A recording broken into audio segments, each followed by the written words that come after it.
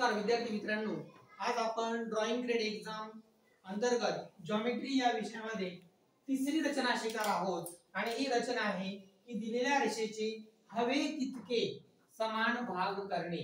To divide line segment into any number of equal parts. याचा आपण एक example घेतलं की 9 सेमी लांबीचा एक रेषाखंड AB आपण घेतला आणि त्याच्यासाठी आपल्याला सांगितलं की 6 समान भाग करा. आता या 9 सेंटीमीटर लांबीच्या रेषाखंडाचे 6 समान भाग आपल्याला करायचे.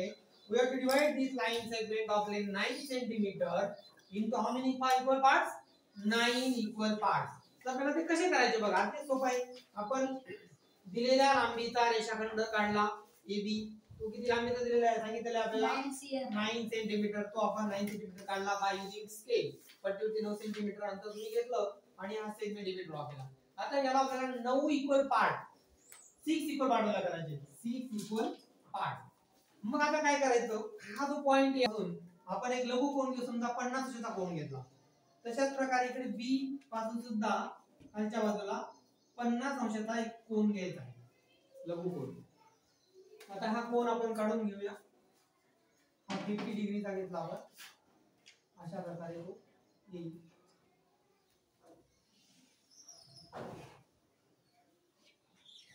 तसंच या बाजूला 50 अंशाचा कोन आपण मोजलेला आहे. आता आपल्याला दिलेल्या सेगमेंटचे 6 भाग करायचे आहेत. AB चे किती भाग करायचे? 6. म्हणून या कंपासच्या सहाय्याने याला आपण रेला नाव देऊ. हा AB हा समजा AC रे आहे आणि हा आहे BD. आता रे AB AC वरती आपल्याला याचे 6 भाग करायचे. म्हणून आपण 6 प्रकारच्या खुणा करायच्या आहेत. अंदाजे याच्यावरती मावतील अशा प्रकारे 1 2 थोड़ा अंतर कमी घेऊ.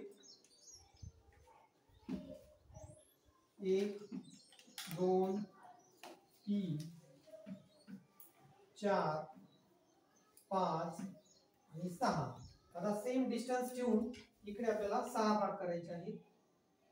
1 2 3 4 5 आणि 6. अशा प्रकारे याला आपण नाव देऊ A1 A2 A3 A4 A5 A6. इकडे सुद्धा बघा B1 B2 B3 B4 B5 आणि B6 असे त्या पॉइंटला आपण नाव दिलेले आहेत. आता या ठिकाणी थोडीशी मुलं गडबड करतात. करायचं काय आहे, हा जो पॉइंट O आहे म्हणजे या रेषाखंडाचा आरंभ बिंदू किंवा एंड पॉइंट अंत्यबिंदू ज्याला म्हणतात A आणि B, तो आणि हा शेवटचा बिंदू जोडायचा आहे. म्हणजे A आणि B6 जोडायचा आहे. A आणि B6 जोडायचा आहे. त्यानंतर A1 आणि B5 किंवा शेवटचा जोडून घ्या. हा A6 आणि B जोडायचा आहे.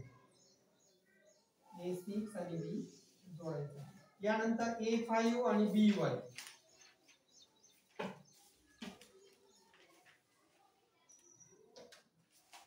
काटेकोरपणे घ्यायचा आहे म्हणजे ॲक्युरेट आपल्याला सेगमेंट इक्वल पार्ट्स असे ते मिळतील.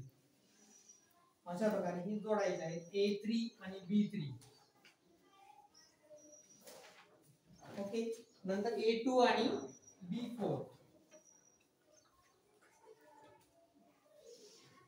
आणि आता A1 आणि B5 हे जोडायचे आहेत. आणि बघा तुमच्या लक्षात आलं.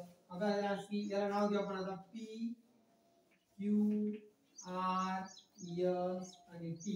आपल्याला जे पार्ट मिळाले बघा 1 2 3 4 5 आणि 6. आणि मित्रांनो हे सगळे भाग समान लांबीचे आहेत. म्हणजे कुठल्याही पट्टीचा वापर न करता आपण दिलेल्या सेगमेंटला डिवाइड केलं दिलेल्या पार्ट मध्ये. आणि 6 पार्ट मध्ये बघा 6 पार्ट मध्ये आपण त्याला काय केलेलं आहे, डिवाइड केलेलं आहे. तुम्ही डिवाइडरचा वापर करून हे मोजू शकता. हे बघा हे समान भाग झाले बघा. अगदी ॲक्युरेट आले की नाही ते बघा. अगदी ॲक्युरेट आलेले. अगदी ॲक्युरेट आलेले. कुठेही कमी जास्त नाही. सगळे segment 5 part AP PQ QR हे सगळे समान लांबीचे आपल्याला मिळालेले आहेत. अशा प्रकारे दिलेल्या रेषाखंडाचे दिलेले समान भाग कसे करायचे याची कृती आपण या ठिकाणी शिकलो. उद्या आपण अजून चौथी कृती शिकणार आहोत. ड्रॉइंग ग्रेड परीक्षेला बसलेल्या विद्यार्थ्यांनी जॉमेट्रीची जी काही माहिती आहे ती शिकण्यासाठी आमच्या चॅनलला लाईक करा, सबस्क्राईब करा, म्हणजे तुम्हाला यापुढे अजून कठीण ज्या काही आकृत्या आहेत, रचना आहेत त्या आपण शिकणार आहोत. Okay, thank you.